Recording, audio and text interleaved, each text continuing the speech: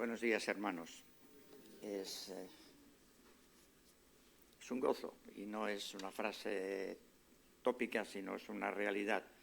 Es un gozo para mí poder compartir esta mañana, este tiempo con vosotros, disfrutar de la presencia del Señor en este tiempo de adoración, de alabanzas, y ahora también poder compartir su palabra, acercándonos a ella con reverencia, con temor y temblor, para ver lo que el Señor, por medio de ella y de su Espíritu Santo, quiere decirnos. Mi esposa no me acompaña porque su salud no está muy boyante, pero envía también sus saludos para vosotros.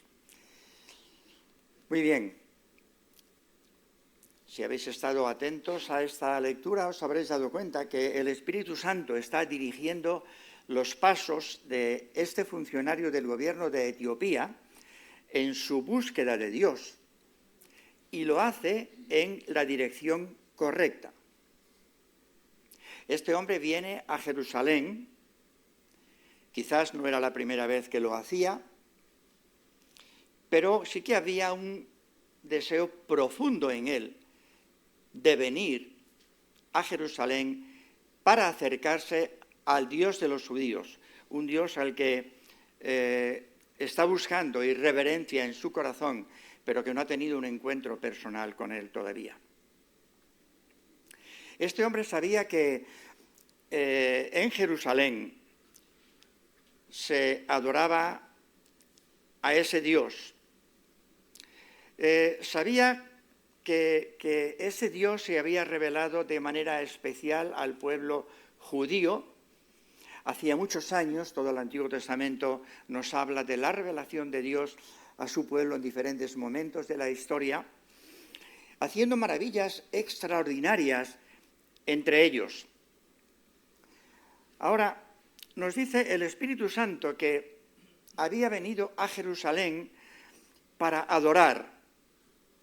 No hizo un viaje turístico, como muchos de nosotros haremos estos días para encontrarnos con la familia y celebrar la Navidad de una manera entrañable, en lo cual hacemos algo de turismo, pero también hay un motivo hermoso, el poder estar juntos, y sobre todo si el Señor está presente en nuestro encuentro. Pero este hombre había venido con una idea muy concreta en su mente y en su corazón. Había venido para adorar. Yo espero que ese haya sido el deseo de cada uno de vosotros en esta mañana también, al venir a este lugar. Es cierto que la Iglesia nos convoca a una reunión de adoración, de alabanza, que se celebra el domingo a esta hora y que hemos asistido muchas veces y la hemos disfrutado. Pero lo importante es que hayamos venido con el corazón y la mente llenos del Señor y dispuestos a adorarle, a postrarnos delante de Él. Ahora no sabemos cómo su fe en el Dios de los judíos despertó en él deseos de venir a adorarle. Pero sí que nos sorprende ver cómo los líderes de los judíos, los principales sacerdotes, los escribas, los fariseos, estos que habían tenido conocimiento del Señor Jesús y de las palabras de los profetas del Antiguo Testamento acerca de la venida del Señor Jesús a este mundo, y que habían visto que había llegado en aquellos días, en lugar de recibirle, en lugar de alegrarse por su nacimiento, no vienen como este hombre para adorar al Señor, sino que están enfrentándose a Él. Estos líderes judíos, en lugar de reconocer que Dios les había visitado y que Dios tenía un mensaje de amor para ellos, ese Dios que había cambiado tantas vidas, en lugar de venir a adorarle, de darle gracias, le rechazan. Dice el evangelista Juan en su evangelio Y en el primer capítulo que Jesús a lo suyo vino y los suyos no le recibieron. Y eso nos sorprende, que los que tendrían que haber estado esperando al Mesías, el pueblo al que él se había revelado, pasan del Mesías. Vienen unos magos del Oriente y preguntan a Herodes dónde está el rey de los judíos que ha nacido, porque, oye, ha nacido ya. Nosotros lo sabemos, porque hemos visto su estrella en el Oriente y venimos a adorarle. Y ellos empiezan a dudar y Herodes pregunta a los principales sacerdotes y ellos, indagando, dicen, bueno, pues está escrito por los profetas que el Mesías tenía que nacer en Belén de Judá.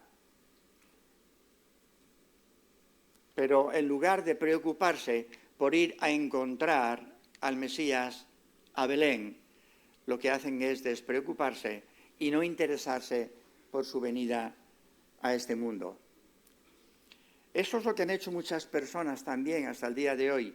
Personas que están viviendo una vida indiferente delante de Dios, que sí, que saben que Dios existe, que hay evidencias de la existencia de Dios en este mundo, pero que no tienen deseos de encontrarse con Él, porque es que encontrarse con Jesús implica llegar a un entendimiento de corazón a corazón. Encontrarse con Jesús implica rendirse a sus pies, reconocerle como Salvador, como el enviado del cielo y venir a adorarle. Ahora, sea cuales fueren las razones que traen a este funcionario de Candace, este etíope, a Jerusalén, una cosa es cierta: este hombre busca a Dios. Y yo estoy seguro que en esta mañana hay personas aquí que también buscan a Dios. Y dirás, bueno, hace tiempo que yo ya tuve un encuentro personal con Dios. Bueno, gloria a Dios si fue así. Hace tiempo que Dios cambió mi vida, me transformó. Gloria a Dios por ello. Pero quizá hay personas entre nosotros que no han tenido ese encuentro personal con Dios. Y Dios permite que en esta mañana escuches esta palabra para que ese encuentro llegue a producirse. Y busca a Dios porque tienes sed de Dios. Y el Espíritu Santo le orienta en la dirección donde puede encontrarlo.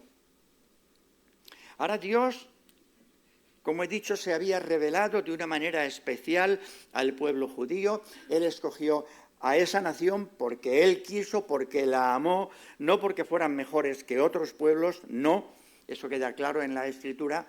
Él se reveló a ellos con todo amor, pero este pueblo tristemente le dio la espalda y no están pendientes de su nacimiento. Y cuando alguien les pregunta dónde está el rey de los judíos, en lugar de venir a encontrarse con él, lo que hacen es prepararse para ver quién es y si pueden rechazarle.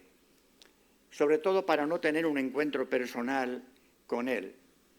Porque es un poco incómodo si no hay deseo en tu corazón de venir a adorar al Señor. Si no amas al Señor de corazón, es incómodo venir a su presencia. Porque te ves sucio, te ves pecador. No te sientes cómodo. Lo único que puedes hacer es venir con humildad, abrir tu corazón y decirle, Señor, yo deseo conocerte, yo deseo que te reveles a mí y deseo conocerte porque te busco de corazón, porque hay una necesidad en mi vida que solamente puede ser llenada por ti. Quizás se habría preguntado más de una vez, ¿dónde encontrar al Dios verdadero? Y en su búsqueda de Dios, descubre 3 pistas que le señalan el camino hacia Dios. Nada de lo que leemos en la palabra de Dios está escrito por casualidad. es el Espíritu Santo quien ha ido guiando a los autores sagrados, inspirándoles a que escriban exactamente lo que el Espíritu Santo quiso que escribieran. Y no es casualidad que el Espíritu Santo pone a Felipe en camino para encontrarse con este hombre, cumpliéndose de esta manera las palabras del Señor Jesús que recoge el evangelista Mateo en el capítulo 7, versículo 8 de su Evangelio. Porque todo aquel que busca, halla, dijo el Señor Jesús. Así que si aquí hay alguno entre nosotros que no ha tenido un encuentro personal con el Señor y que le busca de corazón, espero que el Espíritu Santo te guíe para que puedas hallarle. Ahora, la primera pista que este hombre encuentra tiene que ver con las evidencias históricas que hablan de Jesús, el Hijo de Dios. Y esas evidencias históricas se encontraban en Jerusalén. Él había escuchado que ese Dios había hecho maravillas en Jerusalén y en otros lugares de Palestina, y se pone en marcha en la búsqueda de esas evidencias. Y quiero deciros, queridos hermanos, que Dios ha dejado evidencias históricas a su paso por este mundo, huellas que numerosos historiadores cristianos y no cristianos han recogido. Así que no predicamos a un Cristo místico, sino a un ser real que estuvo aquí. Dios ha visitado nuestro mundo. Es lo que vamos a celebrar también la próxima semana. El nacimiento del Señor Jesucristo, su venida a este mundo, encarnándose en la persona de un niño para llegar a ser nuestro Salvador. Ahora, ¿de qué huellas estamos hablando? Bueno, si tú visitas la ciudad de Jerusalén, podrás comprobar que existen unos viejos muros que se construyeron hace muchos años para conservar aquella ciudad. La mayoría de esos muros se destruyeron, pero queda algo. Y esos viejos muros, que son testigos mudos en Jerusalén, de que Dios estuvo aquí, de que hubo una vez una ciudad próspera, un templo donde el pueblo judío se reunía para adorar a Dios. Esos muros son un testigo silencioso que evidencia que Dios estuvo aquí y nos visitó. Aquel huerto en Getsemaní que recogió el sudor frío del Señor anoche que fue entregado, justo momentos antes de que fuese prendido y llevado por los romanos y los judíos, y para ser sentenciado a muerte. Él estaba en ese huerto, orando al Padre, y nos dicen los evangelistas que su sudor era como gruesas gotas de sangre que caían hasta la tierra. ¿Has sudado sangre alguna vez? No es fácil, pero eso habla de la profundidad de su sufrimiento. Así era el sudor del Señor Jesús, sudor que recogió el huerto de Getsemaní, lugar que todavía es histórico, que existe hoy. Quizá no con la misma forma que entonces, quizá no en el mismo lugar que entonces, pero sí, quizá muy cerca de aquel lugar donde existió el huerto de Getsemaní, cuyos pies pisaron, que fue pisado por los pies del Señor Jesucristo. Y ese huerto también es una evidencia histórica de que Cristo estuvo en este mundo. Aquella cruz levantada entre dos más y en medio de una gran multitud testifica que un día de la historia de este mundo, hace 20 siglos, Jesús fue crucificado allí. Las muchas personas que fueron sanadas por el Señor Jesús son otra evidencia histórica de que Dios tiene poder e hizo cosas que ningún otro ha hecho. Hizo milagros por doquier, sanó enfermedades, alimentó a las multitudes, resucitó muertos. Sí, pero me diréis, esas personas no están entre nosotros hoy, ciertamente. Todas ellas murieron. Pero debemos saber que la finalidad principal de aquellos milagros era demostrarnos que el Señor Jesús tenía todo poder y toda autoridad contra la muerte y contra el pecado y contra la enfermedad. Y Él sanó a aquellas personas de muchas enfermedades para demostrar que tenía poder para sanar una enfermedad mucho mayor y mucho más dramática, la enfermedad del pecado, de la que todos padecemos, de la que muchos hemos sido curados, pero otros quizá todavía no. Una vez dijo a un paralítico, tus pecados te son perdonados. Y ante el asombro de la gente que dudaba, pensando quién tiene poder para perdonar los pecados y no solo Dios, el Señor Jesús dijo, ¿qué es más fácil para vosotros? ¿Decir, tus pecados te son perdonados? ¿O decir, levántate y anda? Bueno, para vosotros es igual de difícil decir una cosa como otra, pero para mí no. Y para que sepáis que el Hijo del Hombre es otro de los títulos que la Biblia da para el Señor Jesucristo, para que sepáis que el Hijo del Hombre tiene potestad en la tierra para perdonar pecados, dice al paralítico, a ti te digo, levántate, toma tu lecho y vete a tu casa. Y aquel hombre se levantó y anduvo y se fue. El mundo hoy también pide evidencias históricas, porque somos tan incrédulos que necesitamos evidencias, muchas evidencias, para llegar a creer algo. Y Dios te presenta hoy la evidencia de miles, de millones de personas que proclaman, Cristo me amó y se entregó a sí mismo por mí, muriendo en la cruz del Calvario en mi lugar. Queridos todos, la extensión del cristianismo en todo el mundo es una evidencia visible, real, de que aquel Jesús vino a este mundo, vivió en Palestina, murió en Jerusalén y resucitó al tercer día. Y Él es el Salvador y Señor de millones de personas que han creído en Él. Hay muchos lugares en el planeta Tierra en estos momentos donde los cristianos están sufriendo persecución. Algunos están siendo muertos por causa de su fe. Pero hay millones de personas repartidas en todo el mundo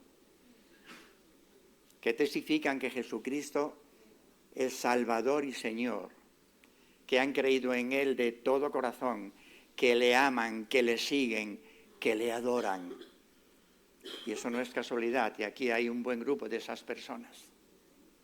Esa es una evidencia que no puedes negar, porque si este Jesús lo que explicó es una mentira, ¿qué hacemos nosotros aquí?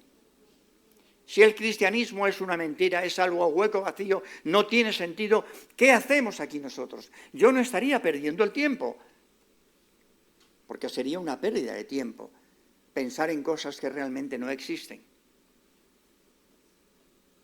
Pero Cristo sí existió y existe. Hay una segunda pista que orienta a este hombre en su búsqueda del Dios verdadero. Y esa segunda pista es la Biblia, la palabra de Dios. Posiblemente llegó a Jerusalén, al templo, y preguntó, ¿hay algún documento que recoja las cosas que vosotros explicáis acerca de vuestro Dios, de todas esas maravillas que hizo con vosotros desde tiempos antiguos? Y alguien pudo decirle, allá hay una mesa donde se venden manuscritos que hablan acerca de Dios y acerca de su Hijo Jesucristo. Y este hombre va y compra un manuscrito que contiene el fragmento del profeta Isaías que hemos leído. Ese manuscrito que él compra,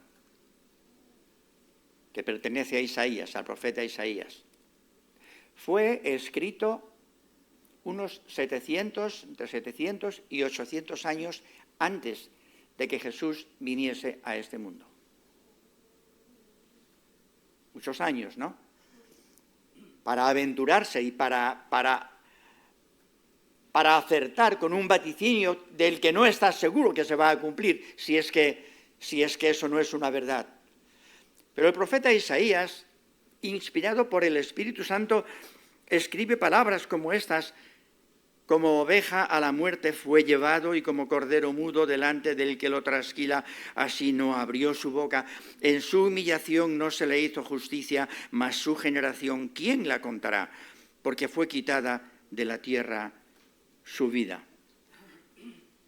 Oh, queridos todos, es la Biblia, es el libro sagrado, la palabra de Dios, las sagradas escrituras, quien contiene toda la información que Dios ha querido dejarnos de su paso por este mundo. Y en Hechos capítulo 3 y versículo 24, el apóstol Pedro está pronunciando su segundo discurso en Jerusalén y dice a quienes le escuchan: todos los profetas desde Samuel en adelante, cuantos han hablado, han anunciado estos días. ¿Qué días? Los días del nacimiento de nuestro Señor Jesucristo. Así que no es casualidad el que el Señor Jesucristo haya nacido, haya venido a este mundo, se haya encarnado en forma de un niño. Porque un niño nos es nacido, hijo nos es dado, y el principado sobre su hombro. Y se llamará su nombre Consejero, Admirable, Dios fuerte, Padre eterno, Príncipe de paz. El autor de la epístola a los hebreos comienza su libro con estas palabras: Dios, habiendo hablado muchas veces y de muchas maneras a los padres por los profetas, en estos postreros días nos ha hablado por el Hijo. Y Dios ordenó a aquellos a quienes inspiró divinamente a escribir aquellas cosas para conocimiento de las generaciones venideras. Muchos se quejan hoy de que la Biblia es un libro difícil de entender. Y ciertamente hay porciones que no son muy fáciles, hemos de reconocerlo. Pero si vienes a la Biblia y te sumerges en ella y lo haces con un corazón abierto, enseguida descubrirás que su mensaje es fácil, claro y directo al corazón. El Espíritu Santo es el que ha traído a Felipe el evangelista, al encuentro de este hombre. Y antes de que Felipe abra su boca para explicar el texto sagrado, la palabra de Dios ha hablado al corazón del eunuco. Romanos capítulo 10 y versículo 17, el apóstol Pablo nos dirá: así que la fe es por el oír y el oír por la palabra de Dios. Muchos dicen tener fe en Dios, pero jamás le han buscado a través de la Biblia. La fe verdadera, la fe que salva, es la que la palabra de Dios produce en el corazón al revelarte cómo es ese Dios. Y la fe viene por el oír, y el oír la palabra de Dios. El erudito más famoso de este mundo es insuficiente para convencerte de cualquier evidencia acerca de Dios. Solo el Espíritu Santo, solo la palabra de Dios entendida y aceptada por medio de la fe, puede transformar tu corazón.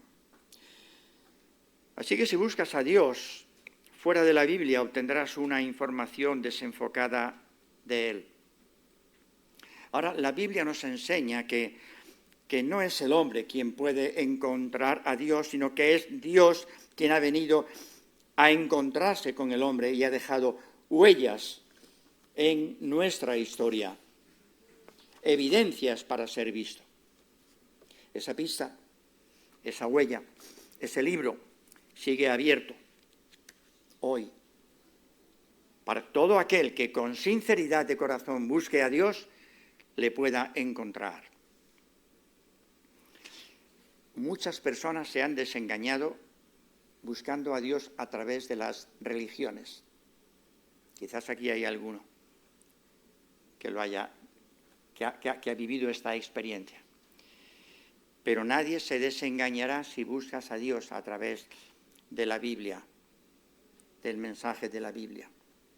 Un mensaje que no esté basado en la palabra de Dios no es un mensaje auténtico.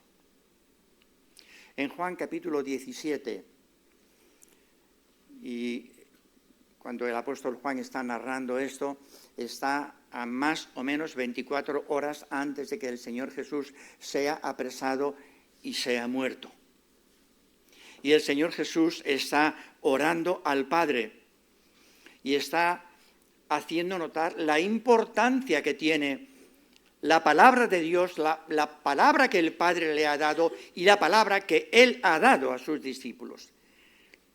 Y en el versículo 6 de ese capítulo 17 de Juan, dice el Señor Jesús orando al Padre: he manifestado tu nombre a los hombres que del mundo me diste.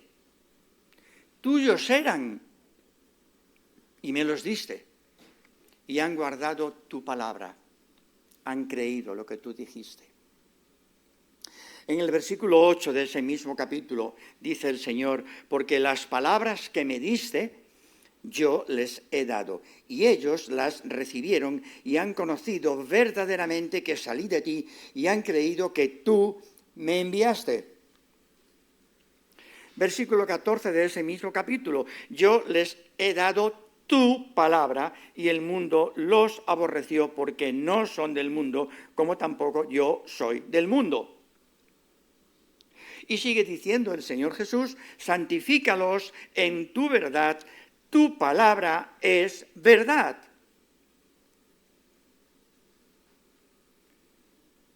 Pero eso no solamente su palabra era verdad, es que Él mismo era la verdad de Dios. Yo soy el camino y la verdad y la Biblia, y nadie viene al Padre si no es por mí.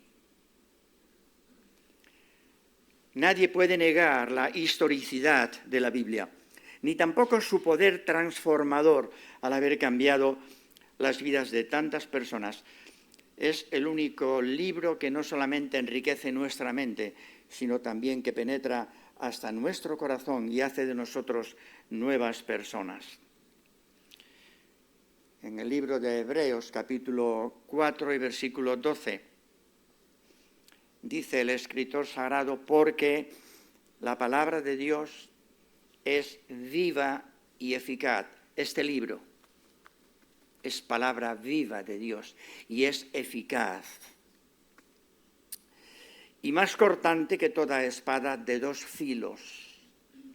¿Y qué es lo que hace esa palabra de Dios?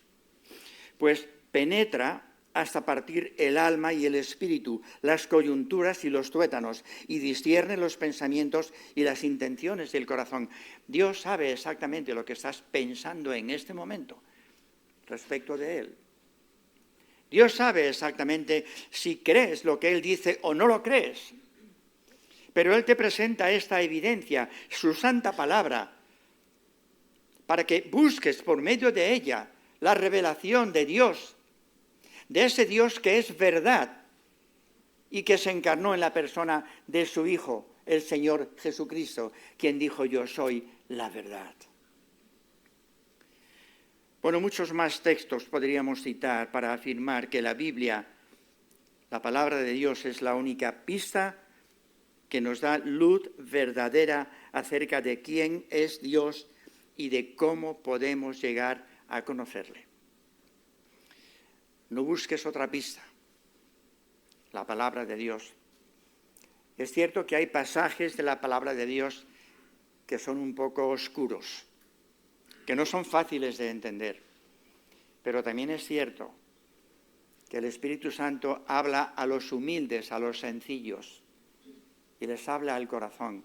Y si tú quieres conocer a Dios, el Espíritu Santo se va a revelar a ti de manera que tú puedas entenderlo. Bueno, ya hemos visto 2 pistas que este hombre ha seguido para encontrar al Dios de los judíos y conocerle. Las evidencias históricas, las evidencias de la palabra de Dios, el documento, el único documento válido y fiable para conocer a Dios.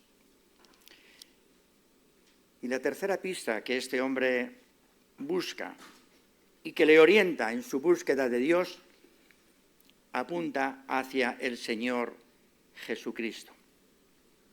Hemos leído en Hechos capítulo 8 y versículo 35, que entonces Felipe, abriendo su boca y comenzando desde esta escritura. ¿Desde qué escritura? Desde los versículos que acabamos de leer del profeta Isaías, que anticipan casi 8 siglos antes que el Mesías vendría a este mundo y lo que harían con él. Partiendo de esta palabra, le predicó el Evangelio de Jesús. Ahora observad que Felipe no se dedica a hacer una presentación de cuál era la religión verdadera. No pretende establecer comparaciones entre el judaísmo y el cristianismo. Sencillamente le predica el Evangelio de Jesús. Le predica a Cristo porque el cristianismo es Cristo. En Juan capítulo 1 y versículo 18 leemos: a Dios nadie le dio jamás el unigénito Hijo que está en el seno del Padre. Él le ha dado a conocer. Él viene de Dios, Él conoce al Padre. Y todo lo que nos habla del Padre es verdad. Y el apóstol Pedro en su tercer discurso en Jerusalén también nos diría en Hechos capítulo 4 y versículo 12: y en ningún otro hay salvación, solo Cristo. Porque no hay otro nombre debajo del cielo dado a los hombres en que podamos ser salvos. Y Felipe, comenzando desde esta escritura, desde el fragmento del profeta Isaías que el etíope venía leyendo, les predica el Evangelio de Jesús. No es difícil de entender el Evangelio. Es muy fácil. Lo único que necesitas es venir quitando todo prejuicio de tu mente y de tu corazón, a abrir tu mente y decirle: Señor, háblame, revélame, que tu Espíritu Santo me hable con claridad, me muestre a tu Hijo, al Señor Jesucristo, que me hable de Él, que me muestre su amor, su gracia, su mensaje, que me revele al Padre, que me muestre cómo es el Padre. Señor, háblame, deseo escucharte.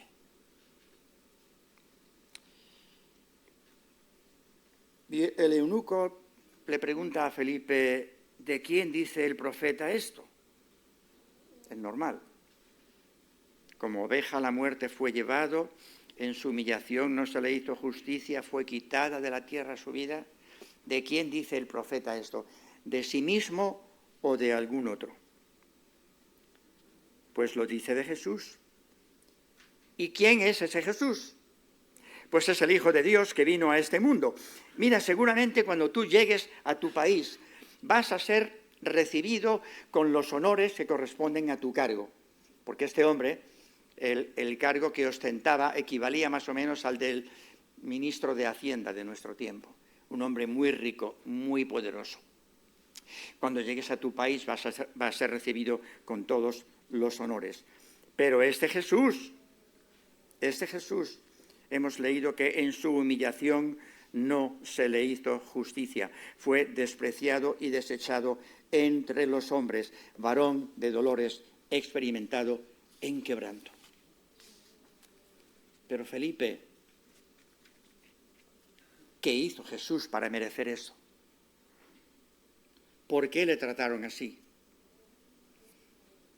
Mira, Él era la luz verdadera que venía a este mundo y esa luz penetra hasta la conciencia y el corazón de cada ser humano. Dice Juan en su Evangelio que los hombres amaron más las tinieblas que la luz porque sus obras eran malas. Esa luz deja al descubierto que todos somos pecadores y que por causa de nuestro pecado no podemos alcanzar la gloria de Dios. El profeta Ezequiel también había escrito: el alma que pecare, esa alma morirá. Esa es la razón por la que morimos. No porque Dios nos haya hecho con una naturaleza imperfecta, no porque Dios no hubiese puesto todo empeño en hacer al hombre, crear al hombre de una manera perfecta. Claro que lo hizo perfecto cuando creó a Adán y Eva, pero fue el pecado que se introdujo a través del engaño de la serpiente, a la cual obedecieron, delante de la cual se inclinaron, y ese engaño les hizo rechazar a Dios. Con que Dios os ha dicho que no comáis de ese fruto, y Dios había dicho: el día que comáis de ese árbol, ciertamente moriréis. Ellos comieron de ese árbol. Qué casualidad que desde aquel día en adelante y hasta hoy morimos todos igualmente. Dice la Escritura que la paga del pecado es muerte. Por eso morimos, porque hemos pecado. Pero Dios envió a su Hijo, a Jesús, a este mundo para tratar mi pecado con toda justicia, porque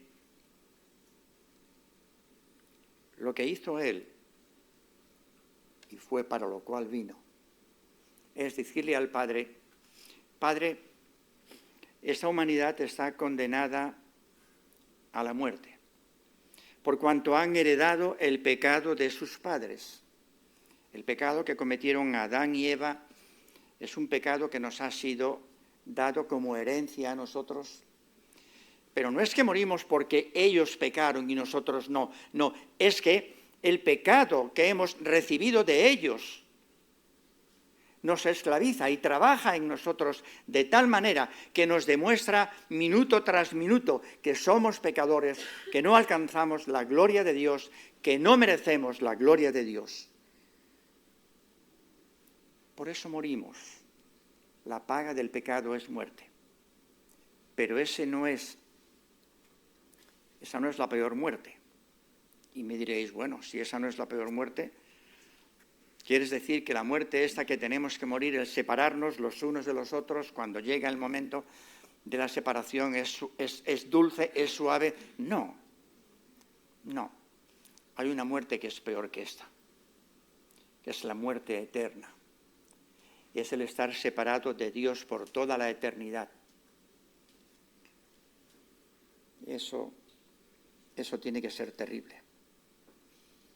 Y Cristo, cuando vino, le dice al Padre: mira, ellos merecen morir porque han pecado, además me han entregado a la muerte, te han rechazado a ti, me han rechazado a mí, pero tú me enviaste a este mundo para que yo sea su Salvador.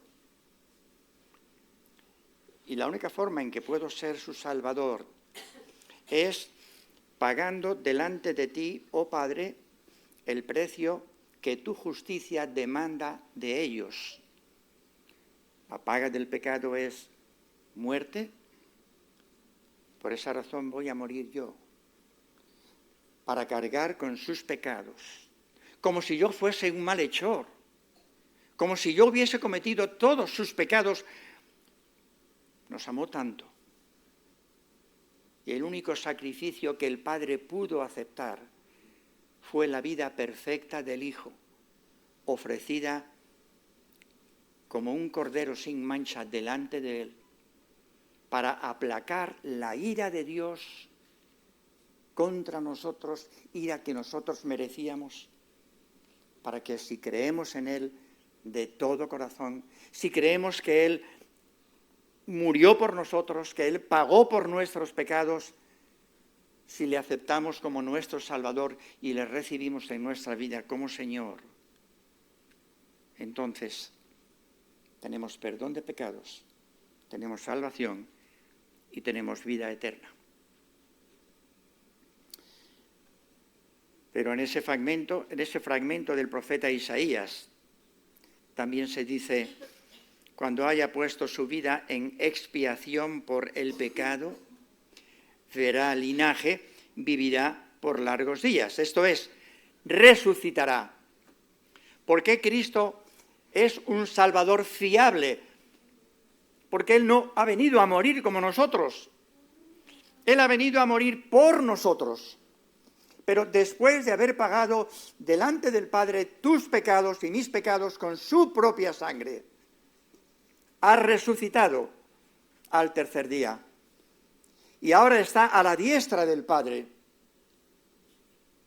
esperando recibir a todos aquellos que con arrepentimiento sincero vienen a Él, confesándole sus pecados, invitándole a que entre en su corazón y le reconozcan como Salvador y Señor de su vida.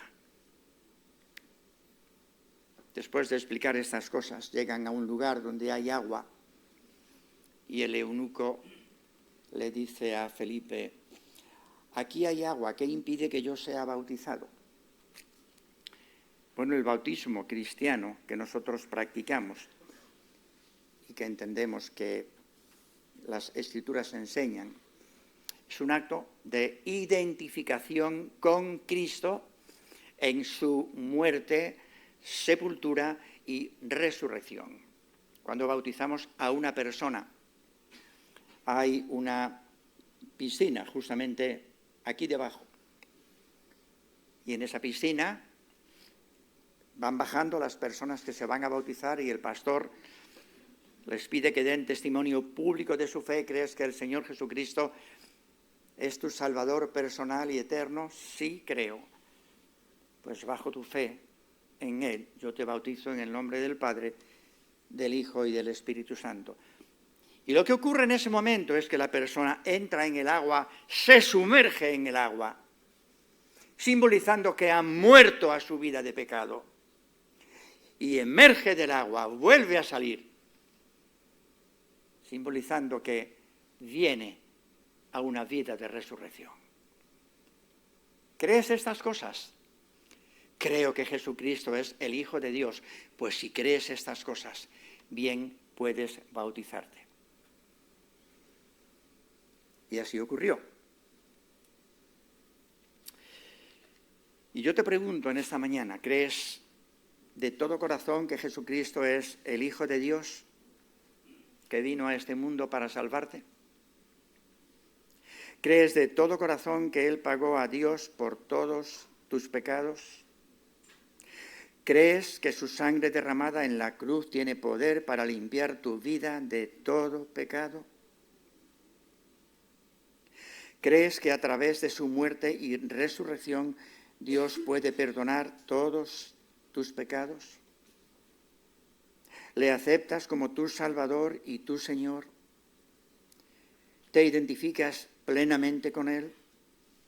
¿Le abres tu corazón para que entre en Él y se quede para siempre en tu vida?